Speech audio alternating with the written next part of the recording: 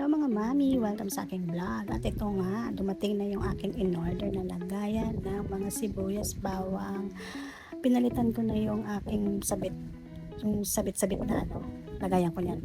Nilipat ko dito sa kwarto ko kasi nilagyan ko ng mga charger, mga gamot ko, vitamins, sa kapot. Iniwasan ko na rin kasi yung mga sabit dun sa kitchen ko.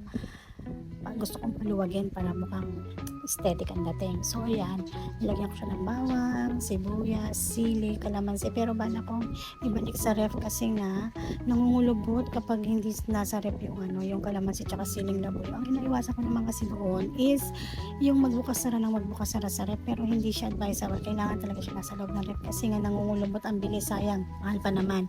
So ayan, bali nakita ko to kay Mami Rochelle. So, nag-check out ako sa kanya na ganitong lagayan ng sibuyas sa Shopee. So, maganda siya. Sabi niya kasi ang gamit niya is medium. So, binili ko medium. Malaki siya, yung medium nila malaki. Tsaka makapal. Hindi mo na manipis dahil na plastic na lagayan lang. Tsaka mura eh. Magkano lang to? Hindi ko alam, parang 29, 30 pesos isa. Basta mura lang. So, yan. Kung gusto niyo rin, bumili lang kayo. Ilalagay ko dyan yung link. Ano naman siya,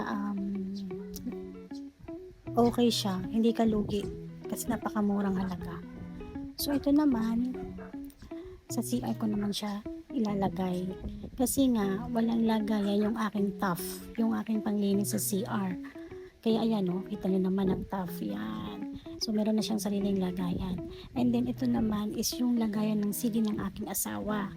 Ito galing pa to ng Saudi. So nakatambak lang siya dito sa aparador. Ayoko rin siya kasing itapon yung mga CD kasi remembrance siya ng asawa ko eh.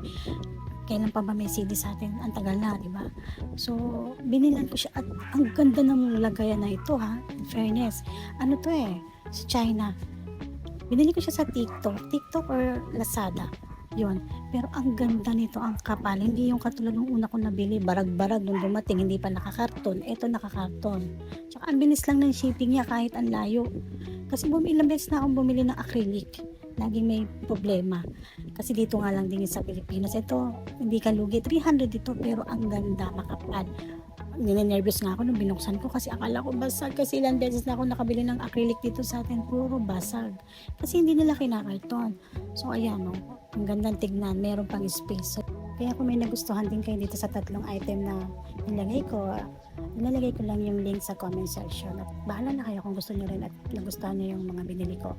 So yun lang po, salamat.